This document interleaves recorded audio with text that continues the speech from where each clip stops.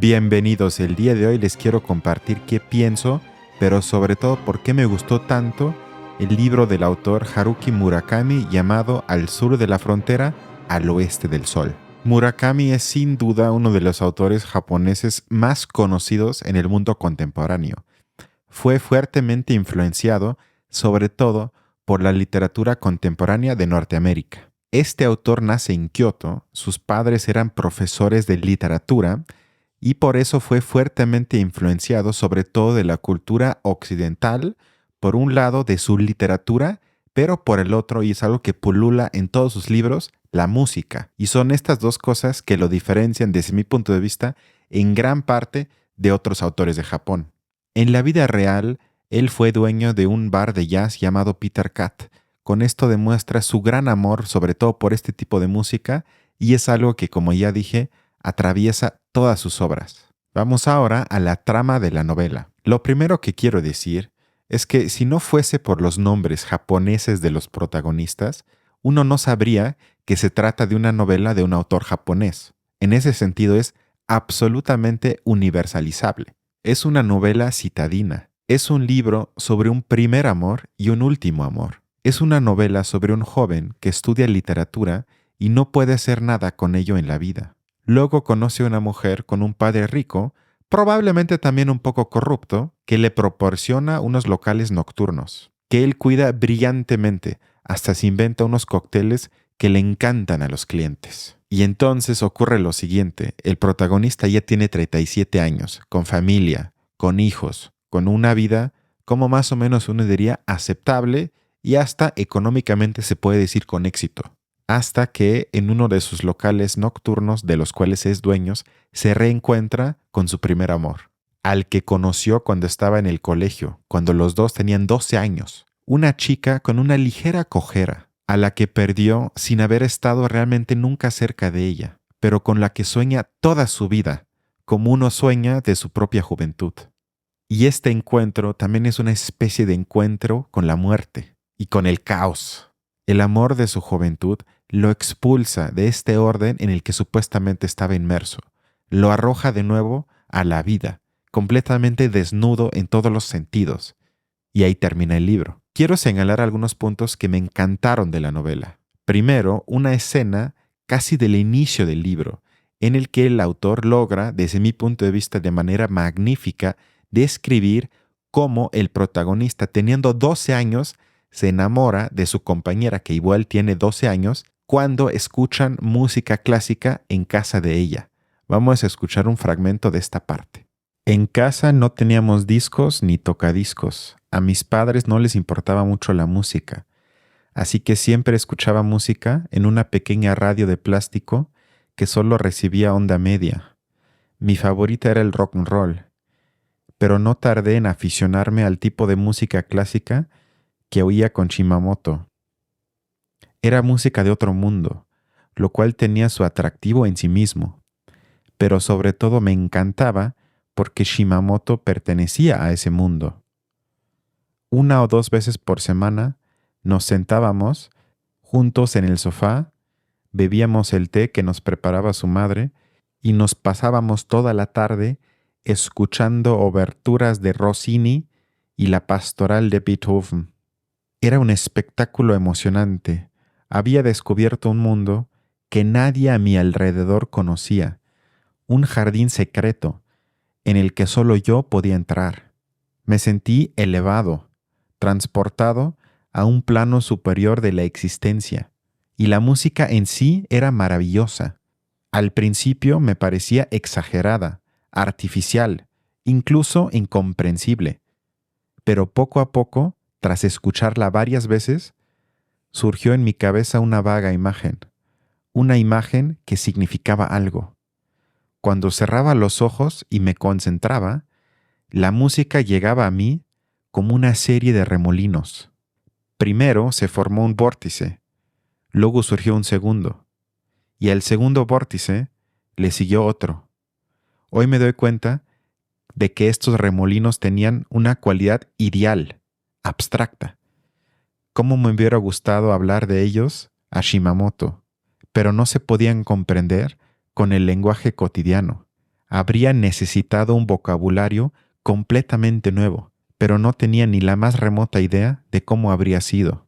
Es más, ni siquiera sabía si valía la pena expresar con palabras lo que la música producía en mi interior. Si se dieron cuenta, lo que el autor narra es que conectaron los dos a través del descubrimiento mutuo del mundo de la música, que además, como admite el protagonista, le costó, que al inicio le pareció algo abstracto, algo no tangible, algo desconocido para él porque en su casa no se acostumbraba a escuchar música y menos este tipo de música. Me pareció genial porque el autor muestra para mí la quizás hasta necesidad de que cuando conozco a alguien debe de haber por lo menos a veces algo tercero a los que los dos nos podemos referir de alguna forma. Es decir, que no siempre uno tiene que verle a la cara al opuesto si lo quiero conocer, sino en este caso se sentaban en el sofá, escuchaban la música, quizás se tomaban de la mano y juntos descubrían el mundo de la música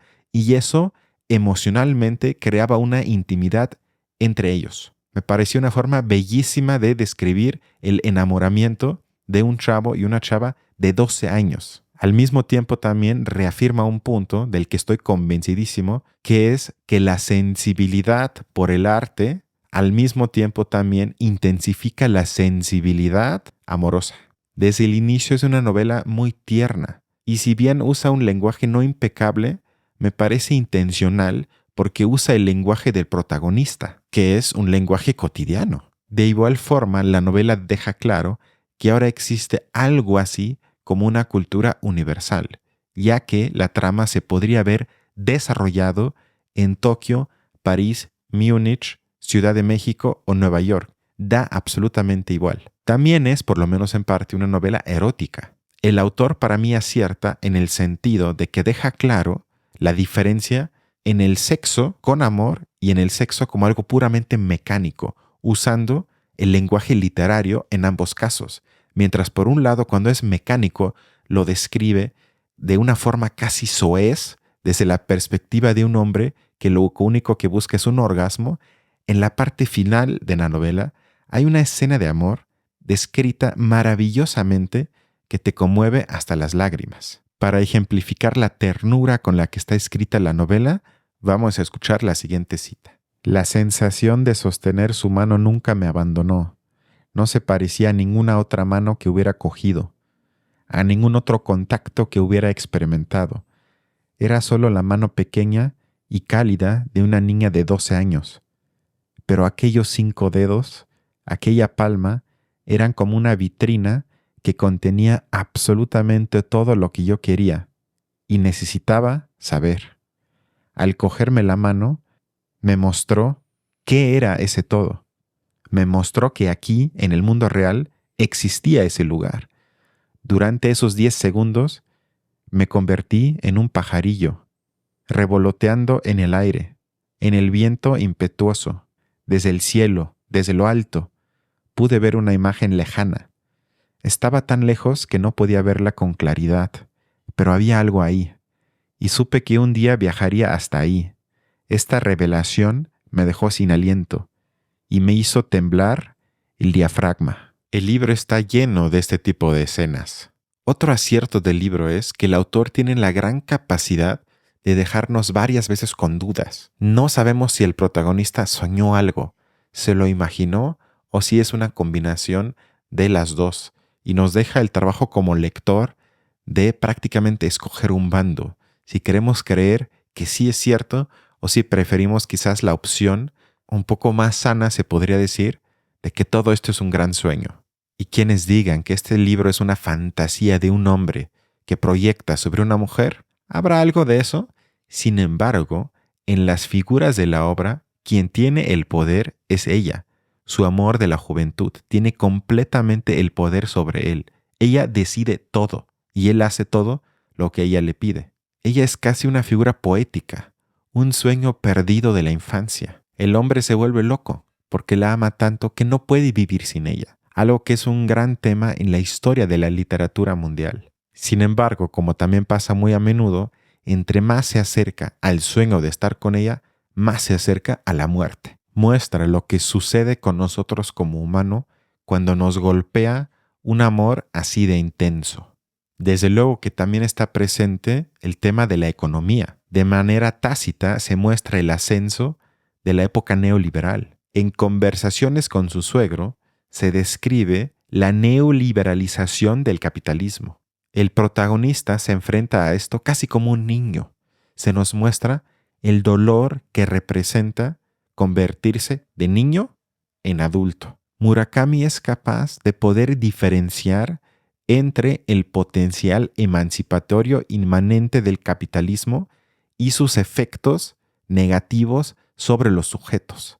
Sin embargo, no es una condena moral simplista del capitalismo, sino muestra lo que le puede dar de sentimiento de libertad, entre comillas, a las personas. Para ejemplificar esto, escuchemos un fragmento. Sentía como si el final de mi vida me estuviera mirando a la cara. Los meses y los años goteaban como el agua de un grifo que gotea, y yo me entumecía cada vez más. Aún me quedaban 33 años antes de jubilarme.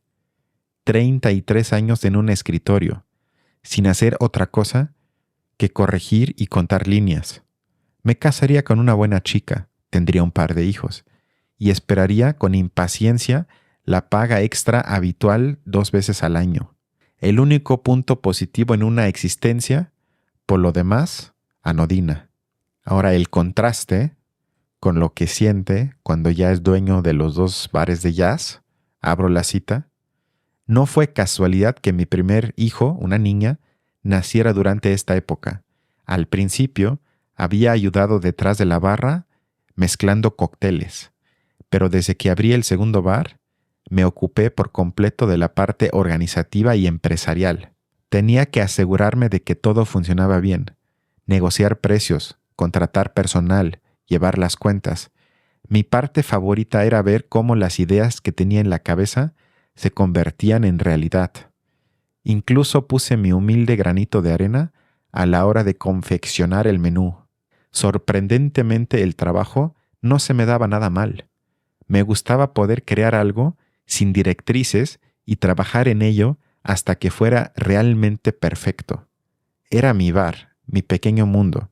¿Crees que podría encontrar una satisfacción similar como editor en una editorial de libros de texto? Ni en tus sueños. Queda claro que sentir que tus acciones tengan impacto en el mundo es uno de los grandes deseos de todos los humanos. Y el capitalismo satisface eso por lo menos para unos cuantos, pero sobre todo representa ese anhelo para todos los demás.